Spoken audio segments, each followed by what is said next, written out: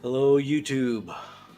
The Freak here, and I've been meaning to do this review of the Book of Melchizedek, Chapter 5, for a while now, but hasn't really had the moment to do it, so I figure I better do it now.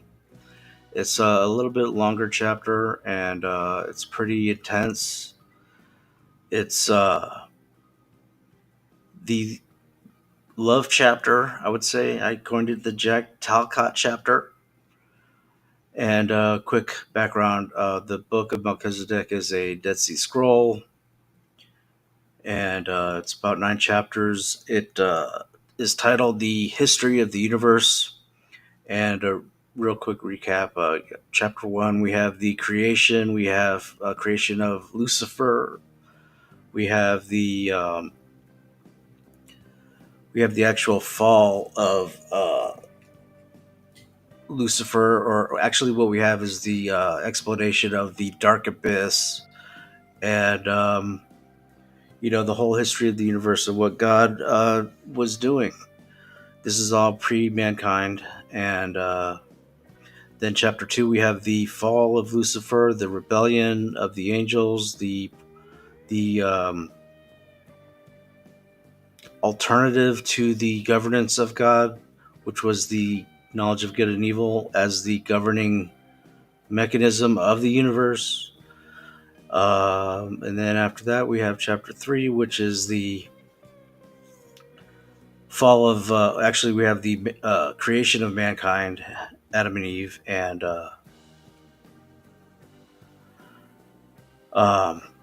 how they were doing in heaven and whatnot, and how mankind was crowned as the arbiter of the universe, and then how they were actually eventually tempted away from God to being deceived and eating the fruit of the knowledge of the tree, from the tree of knowledge of good and evil. So chapter 4 is the actual fall of man, being tempted and falling, and all the details and everything that are lacking in the book of Genesis are contained in this scroll, which is just fascinating, just beautifully written, just fills in the knowledge and questions that a lot of people have, especially believers. That I mean, the Bible is great and everything. Genesis is great, but there's a lot of things that we just don't know, that we had to speculate on. A lot of those speculations turned out to be pretty right on, but this gives a lot more detail as to what's going on. I'm probably starting to ramble a little bit too much more than I wanted to here, but right now we're at the end of the fall, and at the point where they knew that they did wrong and everything started to fall apart. They are expecting to be they're expecting death, because God said, "You shall surely die." And here we see the plan starting to lay out, and what's going on with mankind at that point. And so let's go ahead and swap over and get into it here. How do I get rid of this one caption, I guess? One moment.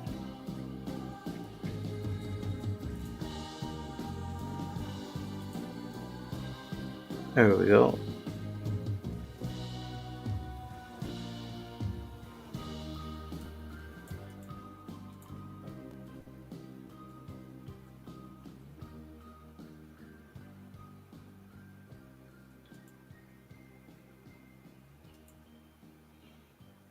Of course, we're not getting any sound or anything.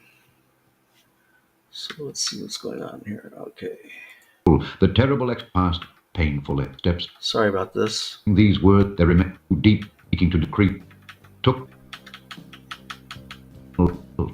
How would seek to justify themselves by launched soft words the Eternal sought to make them acknowledge their guilt?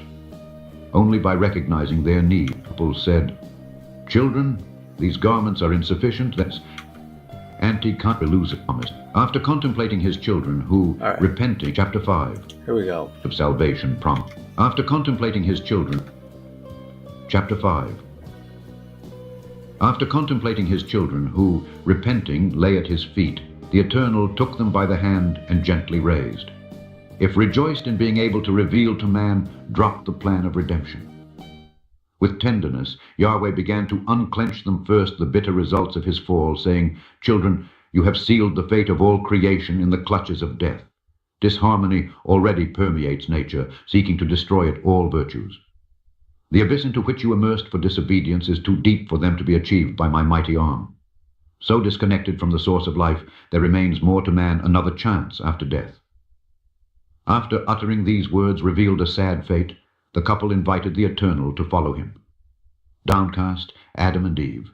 In tears followed the Creator in his footsteps justice, which were heading in the place of the shameful fall where they supposed to find the painful end.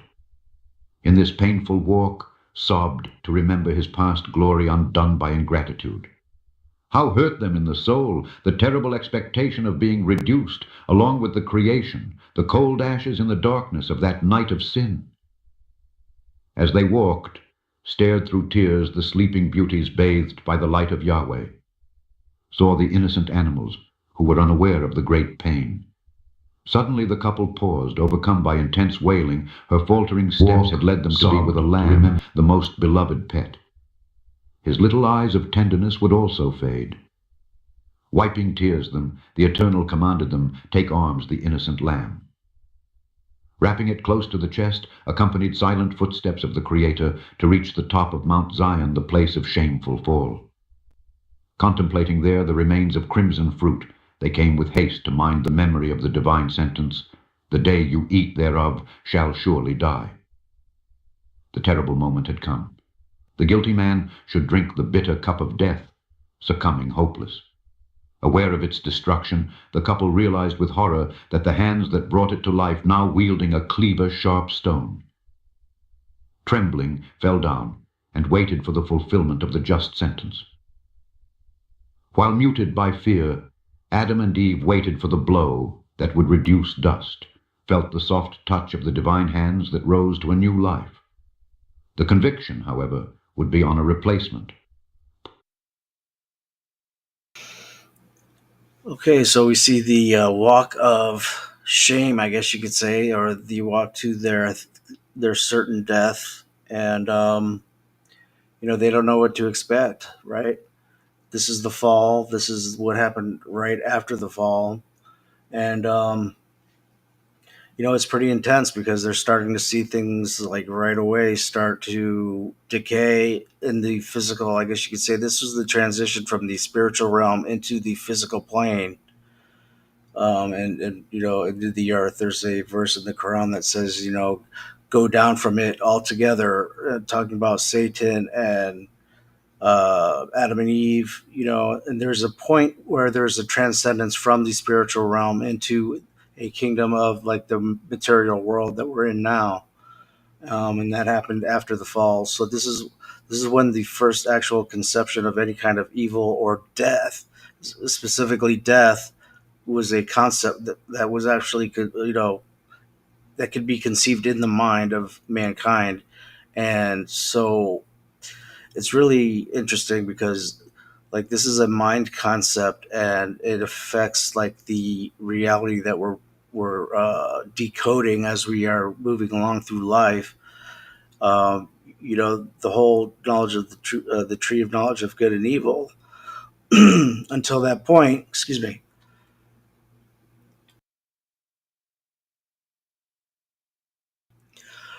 fathoming death or any kind of like decay or anything wasn't even a possibility. So like it could all be literally a huge mind game, and the physical part is just the remnants of that part of the death that God surely said would happen if they ate of that tree of knowledge.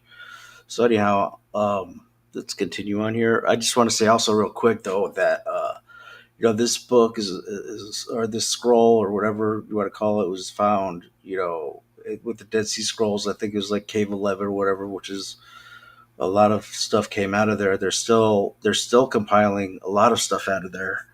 It was certified probably about 2 years ago, and it's so great that it fills in a lot of the gaps of Genesis and gives details about things like coming up here, like Cain and Abel, the whole story behind that, and all the details that we're just kind of like we don't know what to happened. A lot of the details we just don't know.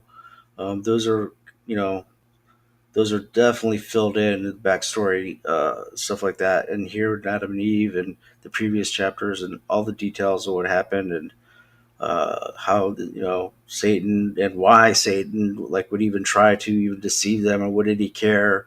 It was all about governance of the universe and what system, like literally like a capitalist versus a communist versus an authoritarian versus a monarchy versus a free for all, or kind of governance of the universe was going to be the default setting for our universe. Um, Prior to the fall, even so. What I just want to say is, I want to thank God. I want to thank God that we have this scroll. I want to thank Him that He revealed it to us, that He gave it to us, because it's congruent and it lines up perfectly with what we have from Genesis. And so there's no need to say, oh well, it's just another. Well, no, it actually fits the puzzle like perfectly. And of course, only God could do something like that. But it's just another thing that you can add to the pile that adds up to nothing. Coincidence or compilation or cumulative evidence that He's real. This book was written by in the front. It gives a little preface. Written by Abraham, given by Melchizedek to Abraham, and so Abraham is presumed the author. And I also believe that Abraham wrote the book of Job. Um, it just shows that it's consistent all the way throughout, even though these authors never knew each other and they were years and decades and hundreds of years apart from each other. So they couldn't have conspired in any real possible way to make up some narrative to be able to control the people down the line, and usher in whatever all that bunk that is part of the current reasons, all to basically deny Jesus Christ. But here we go. Let's continue with the fall and God's love. Putting the hands of Adam the knife, the Creator said, "The lamb will die instead of you. Adam should sacrifice him." Scared against the order of God, the couple tearfully began to cry, "Lord, not a lamb, he is innocent." With an expression of justice, the Eternal said, "If he dies, you may not have the garments of which I spoke." Before the insistence of the Creator, Adam, all trembling, a painful effort, stabbed in the chest of the lamb that acute stone. The blow was fatal, and the little animal, shedding his precious blood, plunged in the darkness of an endless night. Real quick, I usually don't, try to interrupt so much, but this is the first death, right? The sacrifice of this lamb. So even though death was conceived at the fall, it entered into the mind of man. This was actually the very first death. Something that in the original creation, the everything is good, whatever. You had the darkness of the abyss over, kind of tucked in the corner, and if you wanted to mess around, you could FAFO, but generally everyone was happy or whatever. And only until Lucifer got bored, I guess, and curious, he started to F around and found out, right? But this is actually the very first death, something that wasn't even possibly even a conception part, something that could have been conceived in the mind of anybody except God at the time. And this is their first experience with death. And, so it's fascinating to me anyway. So anyway. Contemplating lamb inert on the bloody grass, the couple raised his voice and wept, beginning to grasp the enormity of their tragedy. How terrible was death! She, in her power, erase all the light from the eyes of innocent animal. If leaning silent on the inert body of the Lamb, the Eternal took her skin-coated wool, and she made coats to cover the nakedness of the couple. After wearing them, asked them fondly, "Do you understand the meaning of all this?" In deep thought, between sobs, recognition, and gratitude, the couple said, "He died in our place, to give us his clothes." Adam and Eve understood that physical reality, though, were far from understanding the significance of that event. The Creator, they revealed the mystery of divine love. With an expression of infinite mercy, Yahweh went on to reveal the human sense of that painful sacrifice, saying, "The innocent lamb that suffered today symbolizes a man who will be born. In your eyes will be the same gentleness, the same love. Coated by a righteous life, as wool covering the lamb, this man will grow as a branch on earth, not having hands the shackles of sin. In its appearance, this man will not bring the pomp of a king, so it will be despised by many. Be a man of sorrows, because you will fall on the weight of all the trials. In their fidelity to the kingdom of light, this man will fight the enemy usurper, finally winning it. After triumphing in their struggles, take upon themselves the burden of your condemnation that will cause a horrible death. He will be pierced because of your transgressions and bruised for your iniquities, will be oppressed and afflicted, yet will not open his mouth, as a lamb today surrendered peacefully. Succumbing in death, he will grant you the merits of his victory. Involved in their robes of righteousness, you will be free of condemnation. Eternal life overtake well. Through the sacrifice of that righteous man will be born. Adam and Eve, that a mixture of gratitude and pain, heard the revelation of so great a salvation. Reverent inquired about that special man in your offspring would arise in order to accomplish such an immense sacrifice. The Creator, watching them tenderly, moved by a love that overcomes even death, wrapped them in a loving embrace and revealed, "I'll be the man." Surprised before the declaration of the Eternal, Adam and Eve were real estate while contemplating his gentle countenance.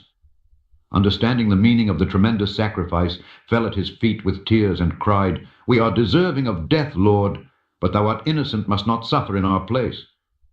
Wiping tears them, the Eternal tenderly told them, "My children, I love you with an everlasting love. I will die instead of you." Before this confirmation, the couple raised his voice in lamentation, painful, said, "We killed the Creator! We killed the Creator!" But Yahweh came to comfort the couple with words of hope, saying, "After sipping the cup of eternal death, I shall return to life and ascend to heaven. Intercede there for the lost man, giving all those who, repenting, accept my sacrifice the garments of my victory. Together we will triumph finally over the kingdom of sin, be overthrown, ashes under our feet. Then I will create a new heaven and a new earth, where righteousness alone and love reign. We will live on forever in a kingdom of perfect peace and harmony." The Creator who accompanied the couple still remained on Mount Zion. His revelations concluded by saying, "The Garden of Eden will now be empty. Humans, during the long night of sin, wander in exile. Walk not, however, alone. The Eternal, also a pilgrim, treading the thorny man across the road, until they together climb the hill lost, triumphing gloriously over the realm of death. A tree of knowledge of good and evil, monument of defiance, will then be undone, giving way to a glorious tree that, uniting its canopy to the tree of life, become the arch commemorating the great victory, redeemed about Holy Mountain. So shall rest forever around universal, that the faithful will be triumphant named, the throne of God and of the Lamb. Yeah, so we see, even the prophecy of Isaiah, bruised for our trans, for our iniquities, bruised. I forget, the exact wording of that, but bruised for our iniquities and crushed for our sin or something like that. It's a healing verse or whatever. A lot of times used by Christians, and I'm really messing this whole explanation up, but basically we see like this writing and this scroll is consistent with the word of God, and we see that there's even what we think is of Isaiah making a prophecy about Jesus then, like this was even before then. And so like God is very dynamic in terms of like how we think of linear time and the versus the eternal time. Like he every point in time is accessible to God at any point in time. Like he has access to everything all at once. So this is like easy stuff for him, but it's hard for us to really grasp the linear time of things. Just like the way I explained how the kosher diet was, a restriction of their diet was based on something that happened, preemptively, basically. That's a hard concept for people to even really think about. But when Jesus was in the temple and he asked the people that were trying to get over on him with questioning and stuff, and the lawyers at the time, or whatever, and they were like just berating him with all kinds of stupid questions or weird questions or gotcha. And he said, well, hey, okay, so how was David able to call him Lord when how does David say, like, my Lord, even though he was like his son or whatever, calling him Lord or whatever. And I wish I had like memory verses when I was growing up, but I was not raised that way or whatever. It took me I was like 36 when I found God, so I didn't know all the verses and stuff. But I mean, I know where it's at. I could look it up, but uh, I just really want to get through this. It's going to be sloppy because actually I'm going to be presenting this to TML on his channel again soon. And it's probably good that I'm reviewing it now because it's been a while since I've watched this, and I want to have it. One run should probably be good enough, but I'll have enough of to like tighten it up and be able to like present well and explain things a little bit better. But anyway, what I was saying is that Jesus said, well, how can he call him Lord if he's like his son, and call him Lord? And of course the answer would be, well, not of course, but I mean, this is something that was actually revealed to me. The answer is reverse linear time. That's the answer to that question that Jesus is asking the smart Alex in the temple. So there's that. And you know, you never know. Like maybe there might be a whole nother book someday that comes out, or a Dead Sea Scroll that comes out and fills in a bunch of different things, like this one kind of does, but yet is all consistent with like Genesis and what Moses wrote. One thing that I would really personally like to know is if this scroll, this book, this whatever, this 9 chapters of Melchizedek, written by Abraham, was actually available, one, to Moses, and if he actually had read it, two, because that would be kind of a game changer. Did Moses have access to this book? And if so, like there could be a lot of questioning of the Torah a little bit. But if he didn't, and then this was just found in the Dead Sea Scroll, well, that's pretty amazing, actually. You know, if Moses had no knowledge and there was no copies floating around of this in Egypt or whatever, and he never saw any of this and still wrote the Torah, and then we find this, and it all just lines up just about perfectly, like pretty much perfectly. That's a dang impossibility. That's just the beautiful thing that God did, and there's evidence, right? But um, it's hard to convince people that don't want to believe or are too afraid to face Jesus Christ that that is actually a thing. They're just going to say, oh, well, copied from this, or stolen from there, or you know, uh, whatever, anything except Jesus Christ, everything except Jesus Christ. That's the thing. And what can you say? Only God could change the heart. So, but a lot of times the changing of the heart has to start in the mind, and just if you can get someone to just maybe just consider something different than what they actually have been spoon fed or come to their own conclusion about. That's all you can do as a believer trying to bring someone on board into the eternal kingdom. And the reason we do that is because we born again Christians have seen or had a peak of that, or at least the love of God has touched us, and so we want that for everyone because we may not necessarily know what the alternative is, but we know that we want them to be there with us, and we know that God wants them to be there with us. And the value of each individual human soul is so great to God that we can't even put, you can't put any amount of gold, any amount of money, any amount of anything, even the whole earth, you couldn't put a value on how God actually views one human soul to him in terms of like the worth, the value that it has to him. So anyway, you know, totally like all over the place here, but let's continue on. Adam and his companion, after hearing words so comforting and hopeful, raised their voices in a song of gratitude and praise. Now knew the infinite love of their Creator and were willing to serve him. After consoling the couple, God took them out of Eden. They were not easy to say goodbye to that precious home. They had awakened to life in the arms of the Eternal, and there enjoyed moments of pure happiness in the company of the Creator, angels, and docile animals. An infinite longing seemed to involve the couple in their footsteps' abandonment, was astonished that Satan and his subjects witnessed the intervention of the Eternal, were shaken before the startling revelation of the rescue plan. With angry frustration realized that if indeed the divine promised to fruition, there would not be any hope.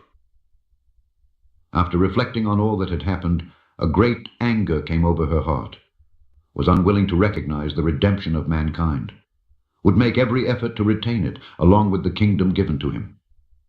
When the couple, accompanied by their Creator, wounded, reached the valley of death, dawn, there Satan confronted them angrily in an attempt to hold back the human being. The couple was trembling in the face of the enemy, but the protective hands of Yahweh calmed them down. The countenance expressing the firmness of a justice that is eternal, the eternal silent enemy threats in the following words: "The human being belongs to me because I bought it with my blood." Silent as they walked along the Creator, Arrgh! Had to stop there because that's like, wow, that's pretty intense. We see immediately after he tricked them and whatnot, he was set down and became the arbiter of this fallen world. That would be Satan. This is where good and evil is going to play out. It says that in previous chapters. But something that kind of hit me when going through just this little portion right here, this small little portion of the chapter.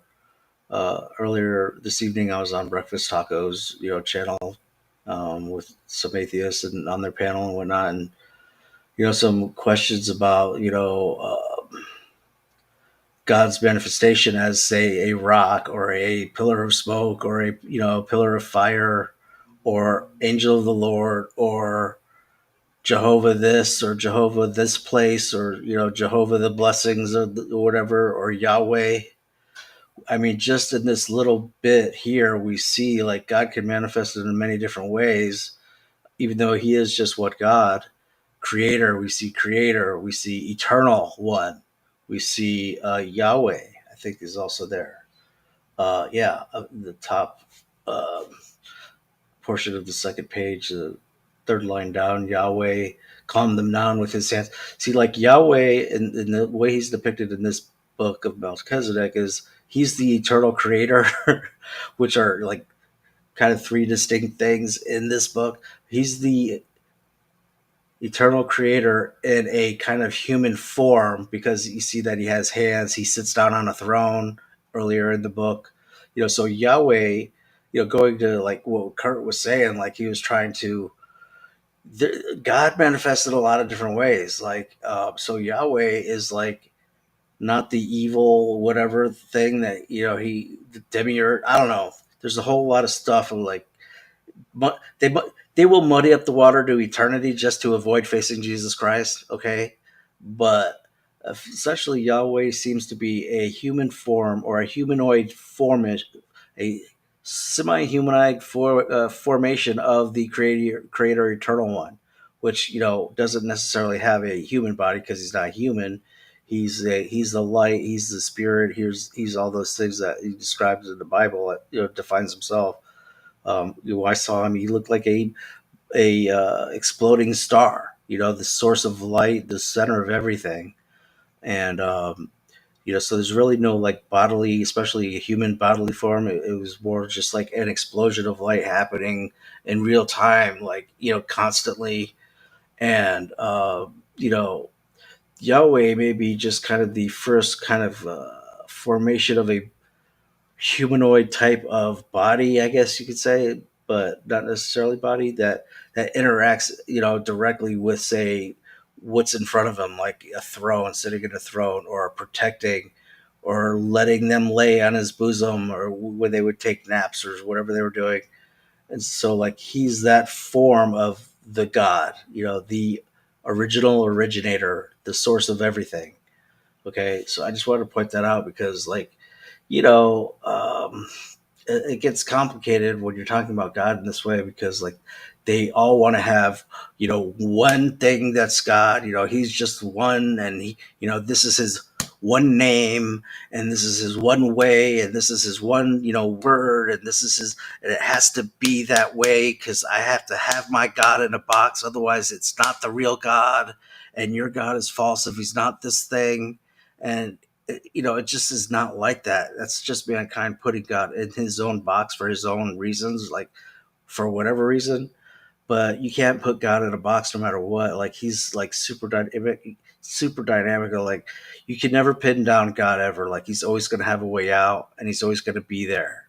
So uh, even Christians will try to do that, and you've got to be a lot more open minded when we're talking about the thing that is the creator of everything, because, like, he literally has billions and billions of universes that he has purpose, like, just for this universe is purpose the knowledge of good and evil, and like we're hashing that all out, right? He's doing the same thing for all different kinds of universes, all at the same time, or maybe not the same linear time, but he has purposes for every single one of them. And when he's done with those purposes, he discards them and he does things new all the time. So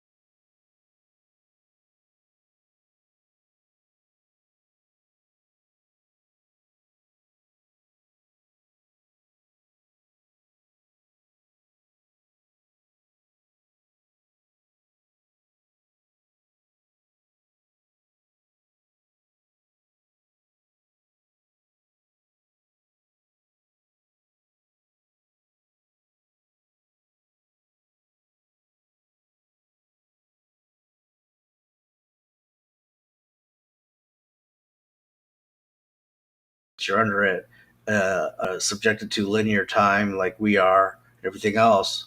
So, but like Yahweh was the first kind of like uh, bodily light of God that would, eventually be the Holy Spirit breathed into Mary, um, and given birth like regular human and everything to, basically thwart Satan and the kingdom that he won, that he stole away from Adam and Eve, even though they were very, very naive as to why, what they were doing. You know, Lucifer slash Satan had in a whole like nearly eternity of time to frolic around in eternity and mess things up eventually towards the end.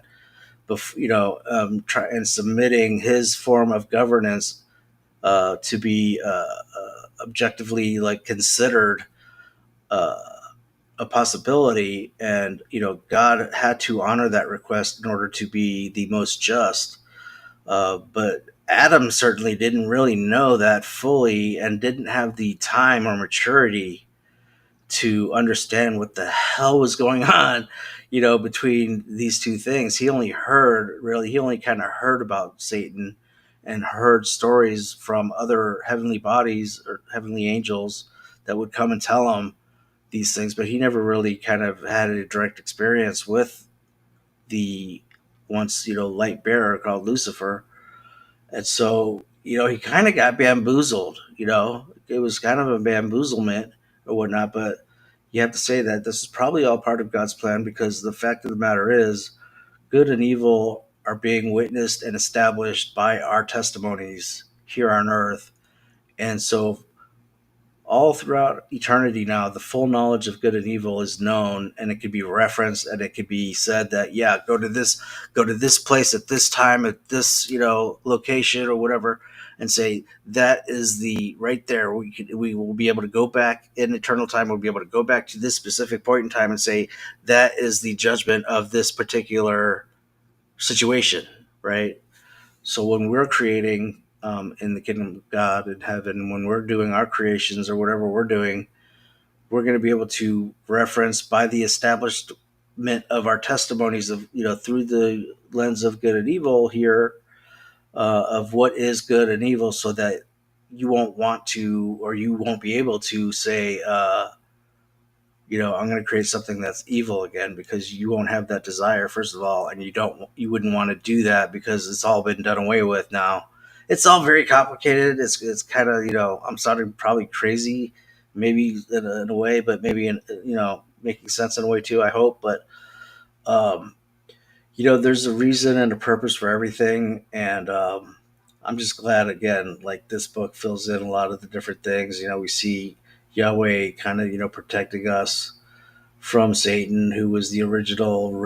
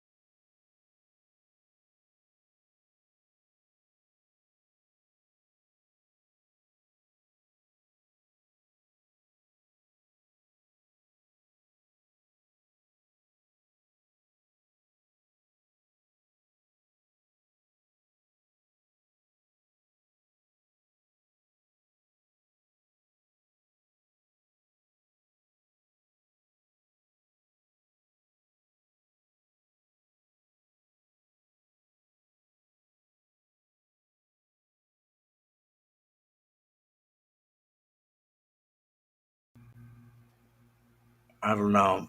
It looks like the connection is semi-solid right now, but there's at least two huge gaps. Like, so I don't know what came through or not. This is so weird.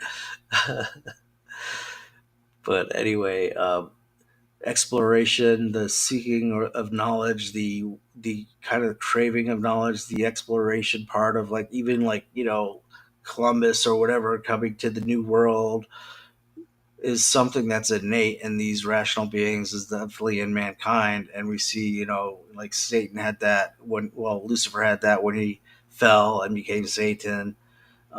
So there's something in, I guess, if you're not God, you always want to know what God knows. Like, if you're not God, you want full knowledge of God, I guess. That's probably the best way. I can formulate that better, but like, if you're not God, you want to know what God knows. So like, there's always going to be a craving within you to want to know what God knows, because He knows everything. But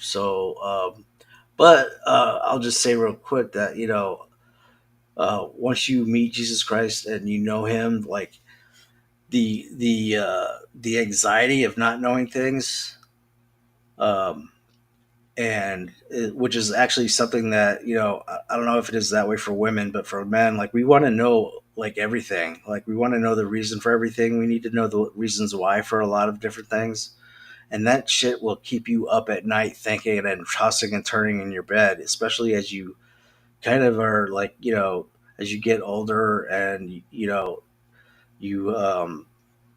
Even if you're married, even if you have a family and everything, like you still want to know why about everything. Okay, so like it causes, what it does is it causes like anxiety and it keeps you up at night tossing and turning. Well, when you meet Jesus, like you realize that you don't know anything, and but that he does.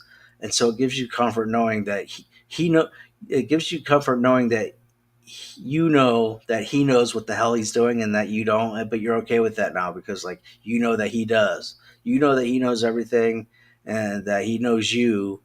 And so like you can sleep at night, you don't have to worry about anything. So when you hit that pillow, boom, you're sleeping. You're not tossing and turning for 2 hours just to try and calm down, just to try and get to sleep and wake up in 2 more hours, because work is, knocking on the door again.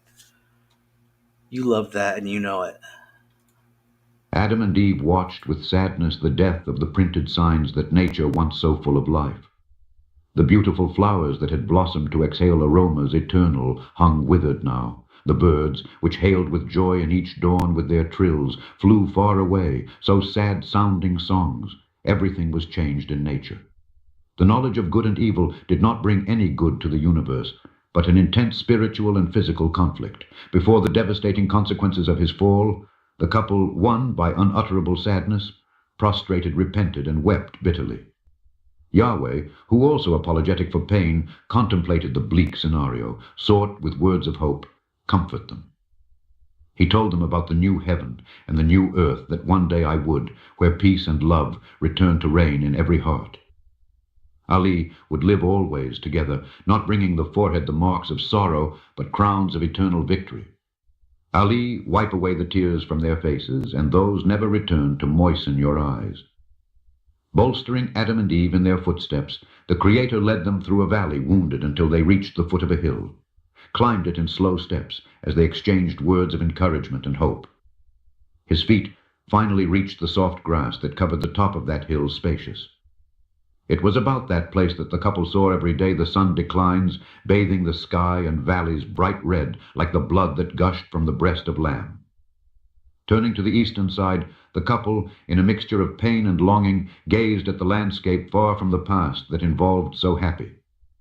Descry to Mount Zion, to majestic, stood in the middle of Eden, cried, remembering the fall.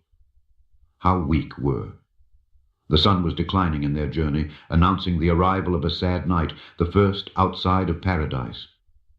A quiet gesture, the Eternal, showing them to the hill overlooking the valley, told them fondly, here is your temporary abode.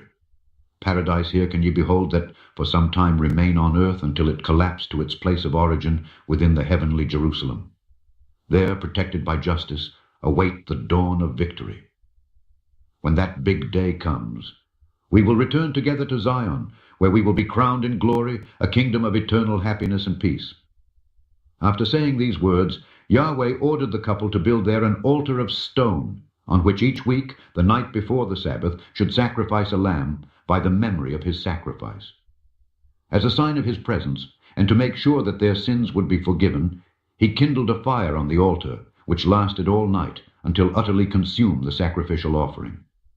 For humans could establish their faith in the truths revealed, and not the visible manifestation of the person of the Creator, he would remain invisible that moment. The Lord told them with love, children, though you have to stay in this hostile environment, need not fear, for I will stay beside you. I will be a friend companion on this journey. Take you on my shoulders their pain, their desires, their struggles. When tempted by the enemy, are about to give in, can find shelter in my arms. It will always be extended to save them. And if ever you do not resist, and the fury of the enemy are dragged to the depths of the abyss, not despair, thinking there is no hope, because I'll be there then with my forgiveness and strength.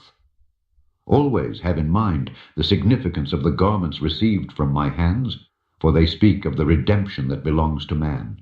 Rest, my children, in my arms of love. After consoling the couple with these promises, the Creator, seeing that they were sleepy by fatigue, made them lay in his lap, and as usual stroked them gently until they fell asleep. When see them forgotten in his sleep, cried to Yahweh, predict the suffering that would experience upon waking. Heartbroken, put that pain caused by physical separation, the Creator left the couple asleep on the grass, after kissing their faces already marked suffering, their light dissipated by becoming invisible, giving way to the darkness of that first night out of paradise. Subconsciously, the couple began parading colorful dreams of a happy past. Following were once again among the beauties of Eden, satiated, put in eternal joy. Grateful for life, ran the flower fields, playing with animals. Come happiness, united voices of angels in harmonious songs in praise of the Creator. Paraded. So many beautiful scenes in your subconscious, but those dreams have become if nightmares, making them relive their tragedy. Agonizing awoke in the darkness of that first night in exile. Unable to sleep, the couple remained in tears to be comforted by dawn revealed to them the distant, longing paradise. Yahweh, though invisible, stood next to Adam and Eve there on the hill. Their suffering was his suffering, but also the hope of one day returning to Zion victorious before the contemplative gaze of the Creator revealed to the bleak future of humanity. Regretfully, via countless creatures perish without salvation by rejecting his love. Tears wet his face in anticipating the enemy, employing every cunning to retain humans under his control. Longer was the night of sin, and fierce the battle to regain the lost kingdom. Require the triumph of light from the immense sacrifice of Yahweh. In the person of the Messiah, in time he would be born among men with the mission to pay the ransom price. Through him many would be freed from the clutches of the enemy. Those who accept him as Savior and King against these chosen, enlisting all the enemy forces trying to make them fall. In his vision of the future, the Creator beheld with joy the final triumph of the redeemed. Had been greatly tried, but all were more than conquerors through him who redeemed them from darkness to the kingdom of light. A little tangent here. Imagine being a Israeli biblical scholar and having to translate all of these Dead Sea Scrolls and scroll after scroll, and then hitting this one and basically trying to deny, the Lord and Jesus Christ. It would be a very difficult thing, I would imagine, for them to do, but I'm sure they still do. I mean, it's not like worldviews uh,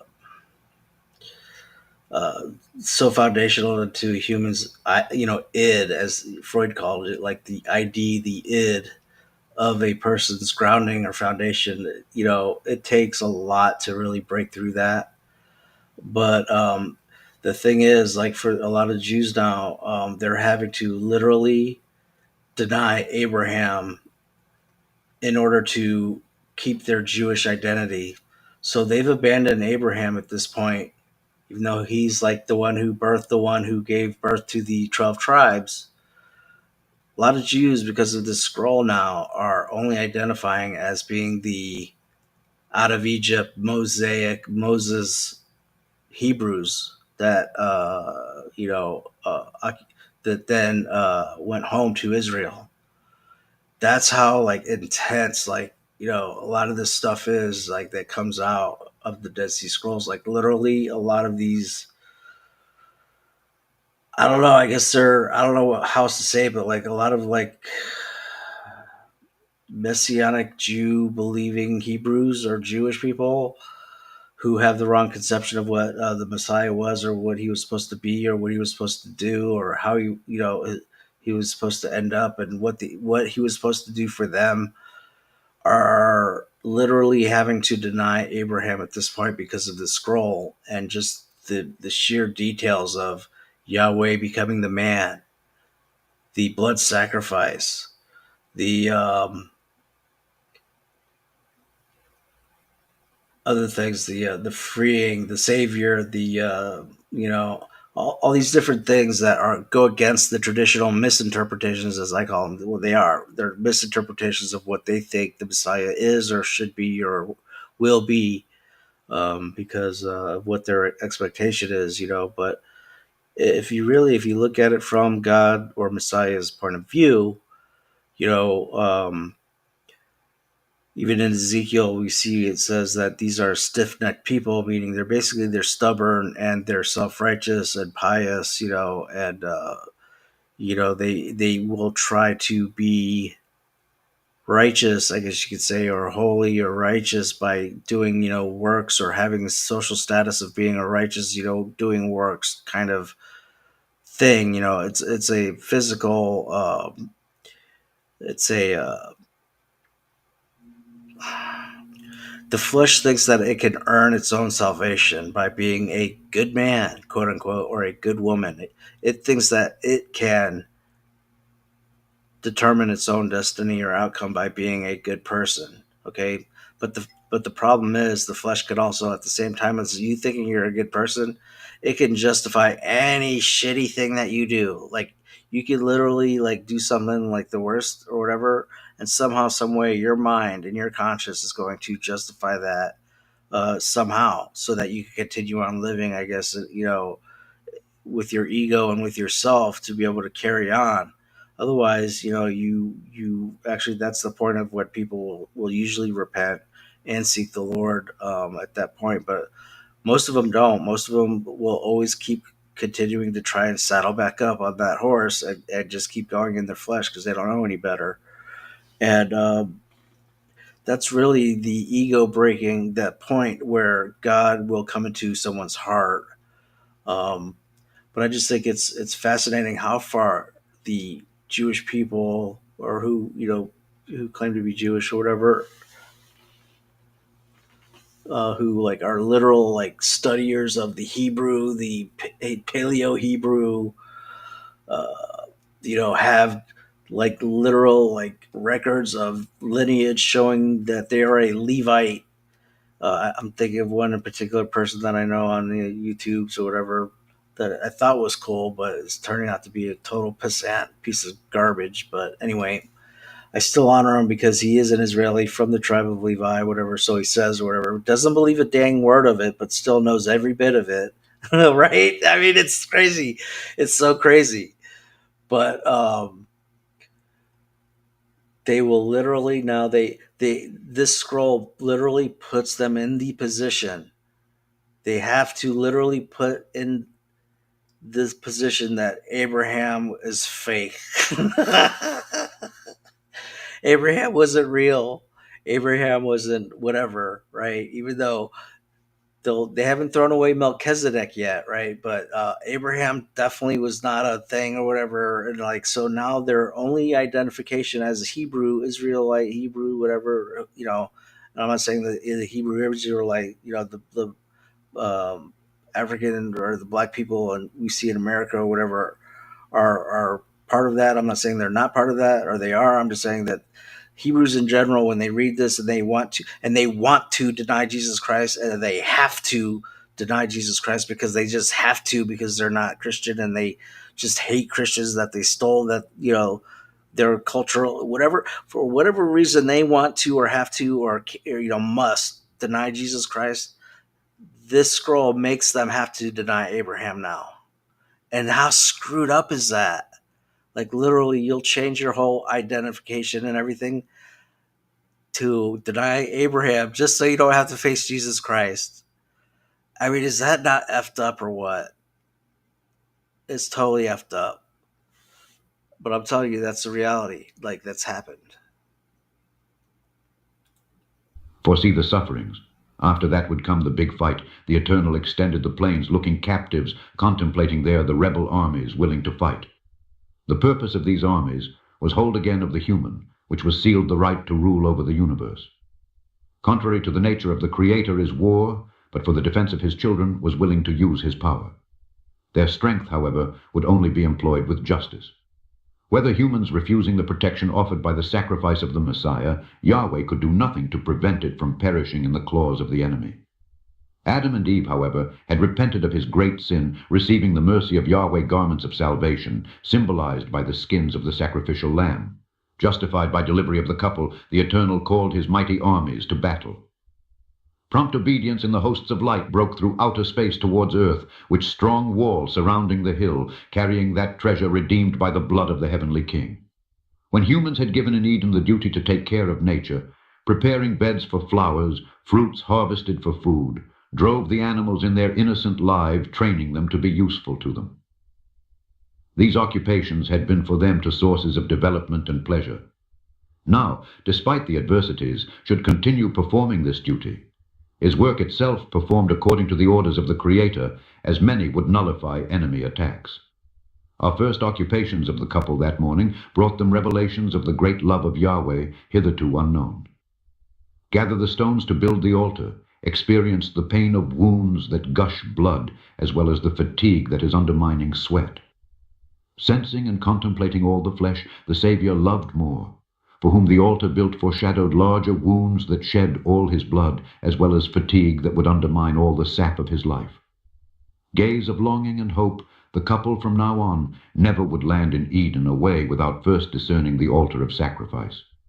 This altar with their blood and sweat stains remain as a reminder of the pain and suffering that after moistening the lips of human beings, the Creator would overflow the cup.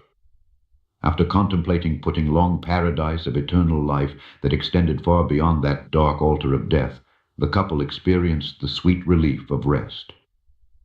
Desiring to know the landscapes of his new home, Adam and Eve, animated by hope, went for a walk. His steps led us down paths of smiles and tears, charms and disappointments, delicate flower that bloomed, bathed in perfume, and flowers without her petals, tumbled wilted and odorless, animals still docile and submissive animals and enemies, fierce and menacing. Discerned the couple on their tour of the currencies of both worlds, light and darkness, love and selfishness, hope and despair, harmony and disharmony of life and death. This sight filled them with grief and wept at length. Sadness that would increase further in the future when they discovered the deepening of those currencies within their offspring. 6 afterglows already had colored the sky, announcing the couple the dark nights and cold, then with his cloak of darkness undid all the vivid images, but hoped to review them at the dawn of colored light.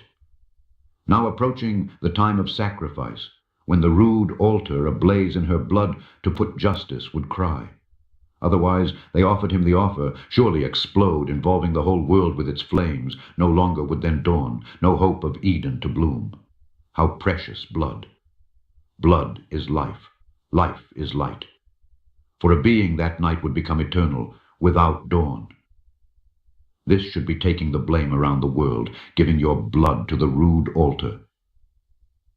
Offer who? Who would pour the sap of life until you see the last star goes out in your sky? Adam and Eve, after reflecting for a long time, contemplating the cradle of death built to put your hands, looked at each other uneasily with this crucial question: who will volunteer? Born this inquiry your fault, thrilled deep in their memories the voice of the blessed Creator in his infinite goodness revelation. I love you with an everlasting love. I will die in your place. Grateful, the couple fell reverently before the altar, thirsty, seeing him by faith, satiated by the gift of eternal love. That afternoon of Friday, Yahweh humans subjected to a tremendous test of faith. They had before them the altar of stone, built according to celestial order, but there was no sheep for sacrifice. In his lust, remembered of Eden, where there were many herds. Seeing the sun fall over the horizon, Adam and Eve began to cry out to Yahweh for help, knowing that only a miracle could provide them at that last moment a lamb for sacrifice. The eyes of the inhabitants of the universe, the great miracle by which the human cried, already processed for nearly a week. Guided by the Creator, an immaculate lamb left Eden and followed the tracks of the couple on their journey into exile. On their long journey, this puppy has had to face many challenges and dangers, but protected and guided by the Eternal, went on his mission. When the shadows of evening began to engage the hill, the couple who lived so severe test of faith discerned a blip white-hopped on the lawn coming towards them. As we approached, that figure seemed to speak of hope, life, and warmth. Seeing that the great miracle happened, rushed to meet the lamb, involving him in her arms. He was tired, but not rest. Give rest. I was thirsty, but do not drink. Give drink to the altar crying out for blood. That lamb wanted to live in the man's arms, but would die for that could live in the arms of God.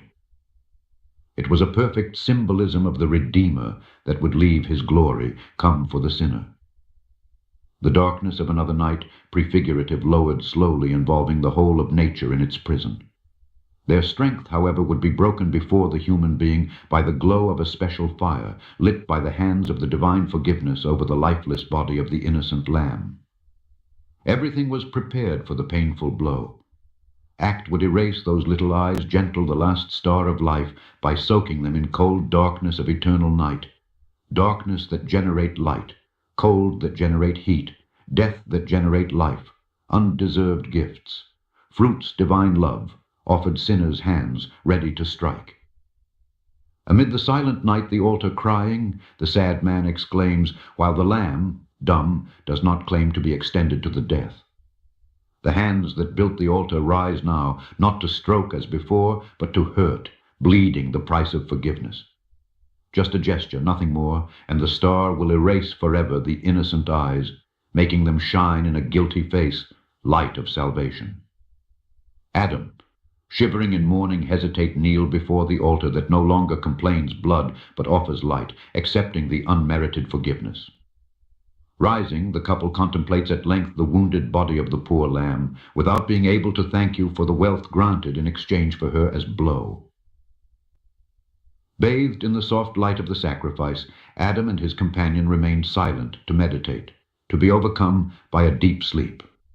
Leaning back on the ground covered with soft grass, gently fall asleep under the warm rays of forgiveness, certain of its brightness and warmth would last until the darkness that Saturday faded completely by the blazing sun.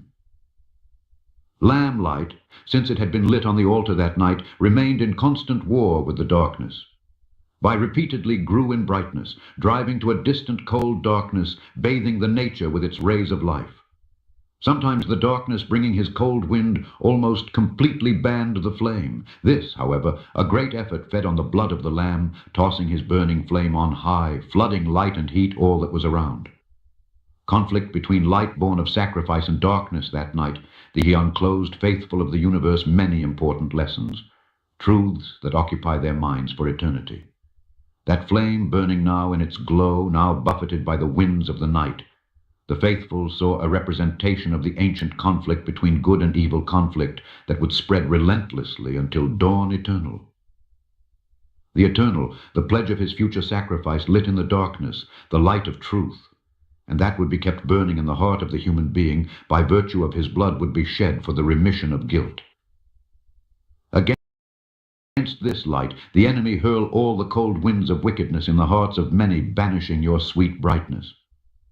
How would lie lost for refusing the light of heavenly forgiveness, getting enveloped by the darkness of the darkest night? After long hours of combat, signals the dawn. The darkness that had launched his anger with winds on them, looking banish, it becomes confusing signals before dawn. The sky dyed bright red, reminds the blood that gushed from the breast of lamb, so that the flame of forgiveness could illuminate the human night. Amid the color of blood is on the horizon the blazing sun, bringing its warm rays on the taste of victory involving all his life.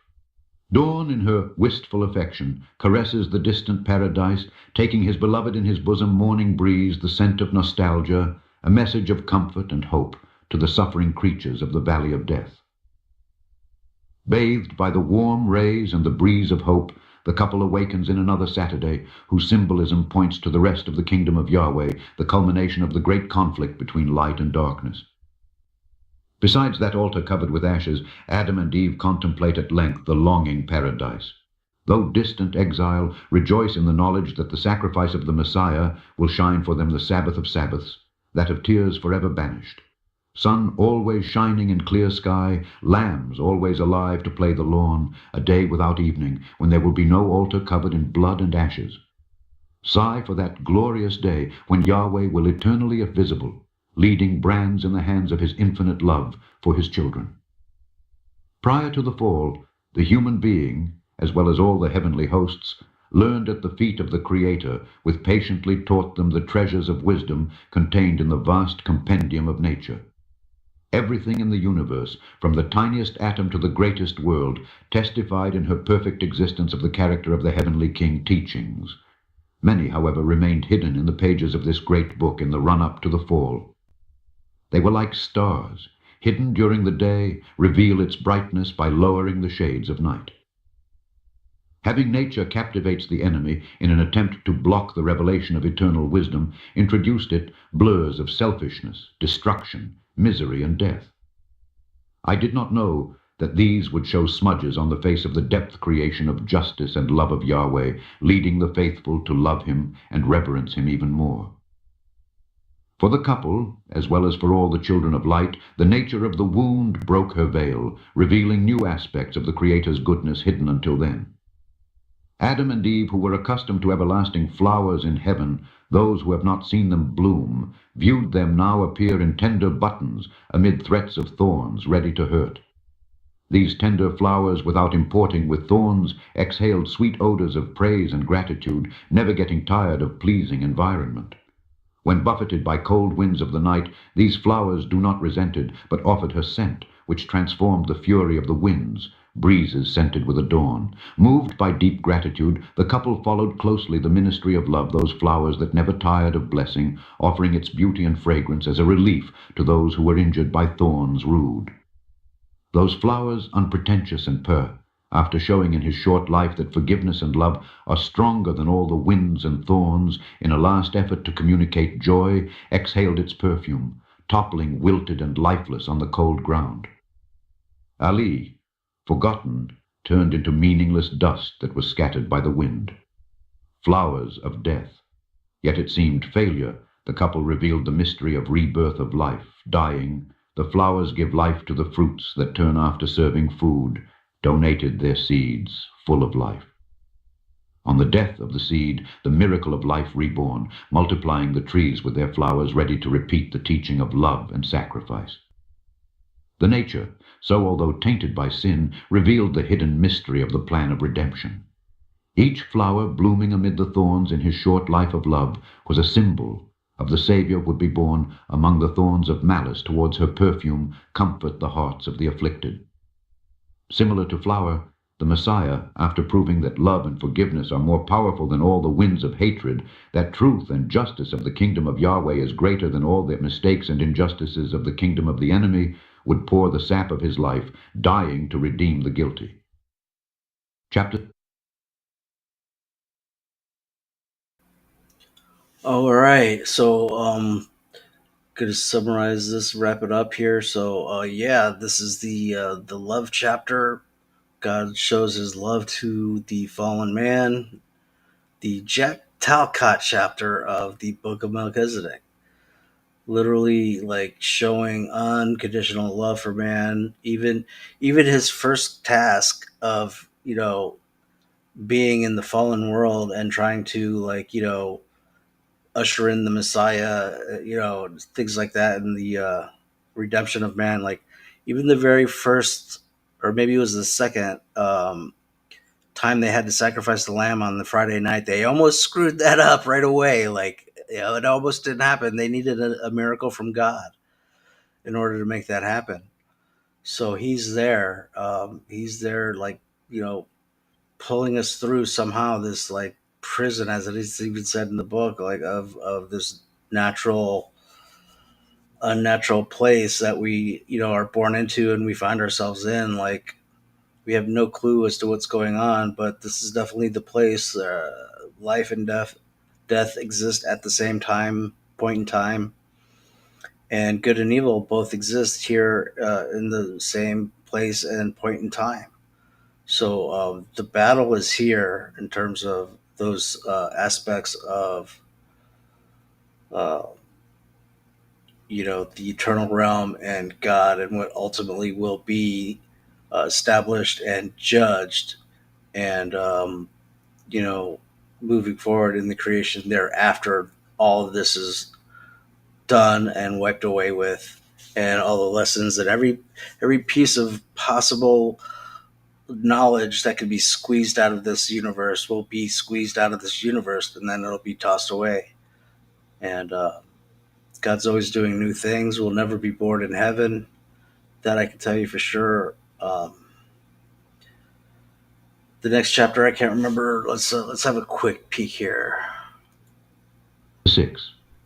Solace the revelations of nature, Adam and his companion, students in the school of suffering, Yeah, I think they still are starting to get acquainted with the harsh environment. It talks about the fact that plants now are starting to die, but they're being recycled. Life, death. The dualist, kind of thing that the Eastern religions seem to love a lot of all the time. Just dualism, everything, and loop yourself into that circle because the circle is actually bound to itself. Whereas, infinity or Christ or Christianity or God, you know, is not a circle or a double circle or a figure eight or whatever.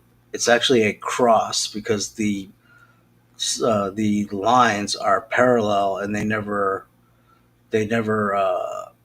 well, it's not bound. Okay, they're not bound in this, and so they can't be contained, and therefore that knowledge is always growing and always uh, moving forward or is infinitely existing, whereas a circle of any sort is literally bound to itself. So there's always going to be a cap in any kind of like ideology that's associated with it, if any of that makes sense. But anyway, so they're going to be getting kind of acquainted with the universe. I'm sorry, the environment that they're in, the new environment, which contains death now and contains decay and all this other stuff. They're now on the Earth, the material particle plane Earth that we are in now as well.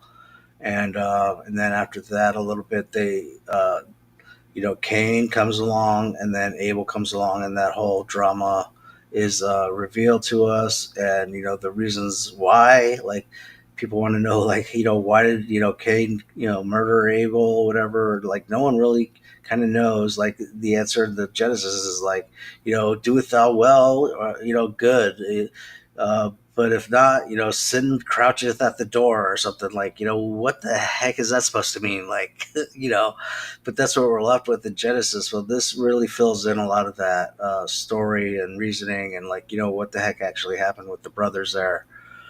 So stay tuned the next time. I may be here, maybe on TML's channel. Not sure. We'll see how it goes, but this is kind of a complicated chapter, so I wanted to just run through it just on my own or something somehow one time before I do present it over at TML's, because I want to make sure it's not as sloppy as this whole thing was tonight. So I'm sure that it won't be that bad over at TML's. Uh, I think the link for his channel, or at least some of the reviews, are in the description. I'm pretty sure. So you want to check that out. TML is definitely the man. Like, to me, he's like he's just thorough in his work. He's pretty cool. Got good taste in music. Like, he comes up with like some of this stuff is like underground Detroit hip hop. Like, just, it's not gangster, but it's like it could be gangster. It's just hardcore, like just badass. Detroit underground. Like, it rocks and it raps and it's just great. But he does the work. He puts in the work. He's like fully acquainted with all the different like philosophies that he talks about, and like he doesn't leave a stone unturned. And he digs into all that philosophy stuff and the religious stuff. Like, so he's well rounded and has a lot of like he's got a he doesn't necessarily always like me though too. Like, I try to say something, I can't really always find the words to express the things. Like, sometimes we all have those like mental blocks, or whatever. Which, that's not a problem in heaven, by the way. Like, the communication is like literally like mind to mind, like telepathic or whatever. So like when you're thinking whatever you want to say to someone, quote unquote, say, like it'll be like from mind to mind, sent and received. So it's a lot more clear in communication. You won't have these like semantic word legal like lawyer stupid games. Like, it depends on what your definition of is and all this semantics bullshit, to all get over at each other and to basically just waste time to deny Jesus Christ the whole time. Of course, that's the whole thing. But anyway, there won't be any of those like word games or word salad, or like you reference, let's just say you reference the football on the field that has to cross the 1 yard line. Well, like a good semantic criminal can say basically, well, you're talking about the whole football has to cross the the what do they call that? The plane or whatever, the plane. I can't even remember. I haven't watched football in so long. Like the plane of the the goal line, or is it just the tip of the football has to break the plane, right? Like those stupid little hash mark things, like that's not going to exist. It's going to be clear, concise, like mind to mind, thought to like their thought will be what you know is going to be received in your mind, and so like there won't be a bunch of this BS or whatever. I don't know why I'm saying this, or whatever. I don't even know why I didn't just shut it down. But I figured if I'm just going to be like just totally like rambling, I might as well keep it throughout this whole thing because this is just this sloppy whatever, and we're in the middle of the book, and there's still a lot more like gaps that are filled in, especially at the beginning of Genesis by this scroll and whatnot. And chapter 9, ultimately God takes responsibility for everything. You know, people want to blame him or whatever. Well, he actually kind of fesses up to it and says, "Yeah, ultimately it is my fault. It doesn't mean that we're not without fault or responsibility, or that everyone's saved or anything like that." But ultimately he says that, yeah, it's I kind of, yeah, me, like the book stops here or whatever. But that doesn't mean that I have to, just blanket let every piece of dirt, garbage bag, piece of whatever in, and I only basically require one thing from you. You have one stupid test in this place, which everything in your flesh wants to basically deny that or can't conceive it or whatever, but it is just one test, and it's basically a acceptance of his authority or not. And if you can't, well, God has no use for you because he knows that you'll be a rebel in heaven. Well, he's just dealing with that now with Satan and having to go through all this bullshit that we're going through now. So why is he going to keep you around just to restart it all over again? Cause another whole freaking eternal cycle of darkness purging. Like, no, he's done with this shit. Like he's done. Like he's been there. He's done that. This is it. Like, you know, yeah, there's going to be eternal suffering for some people, probably. Maybe not for eternal, but it'll be long enough to where until everything is discarded that is part of the darkness, which will eventually be like totally discarded in the lake of fire, and then that and everything else like darkness and evil, sin or whatever, like those things will be put into a lake of fire or whatever, and tossed away and discarded forever. And so light will only be in the kingdom of light. There won't be any like darkness. There won't be any desire to sin. Evil won't be. We'll have knowledge of it, and we could like do it, but we won't want to because we'll be in the light, which is the presence of God, which is the presence of love. And so it's just not something that occurs in the eternal heavenly realm.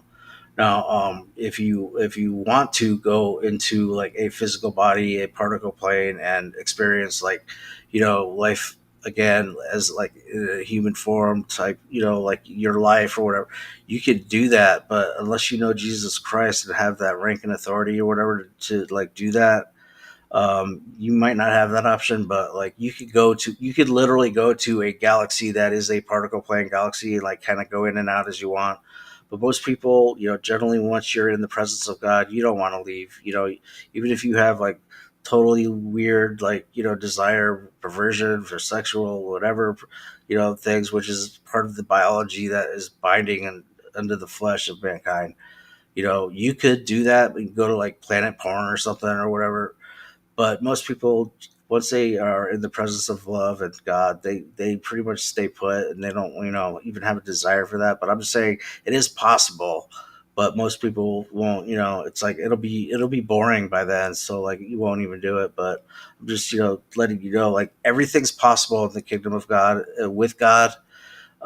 So like when people say, "Oh yeah, it's going to be a party in hell," and it's like all my friends, no, there won't be any friends. If you do have friends that are there, and they're all you guys are going to be doing in hell is trying to shit on each other to make yourself feel better. So it's even worse than the Panoverse. It's even worse than the Panoverse in terms of like what hell really is. Is like the only thing that gives you pleasure is shitting on someone else lower than you in rank. That's like the only thing that gives you any kind of reprieve or like from the torment of being a shitty ass person and not accepting Jesus Christ. on earth or whatever is like you'll be in hell in a burning flame, like literally a cauldron of burning crude oil, like in darkness, or I don't know, like a fiery furnace of like witch's brew, like I don't know, but it'll be terrible. You'll be burning, and the only thing that gives you any inkling of any type of pleasure is finding that guy or whatever that was a worse asshole or jerk than you, finding him and shitting on him all day, and like that's the only thing that makes you feel better, is to make someone else suffer worse. Take care. God loves you, so do I guess. I don't know, but yeah, that was cool.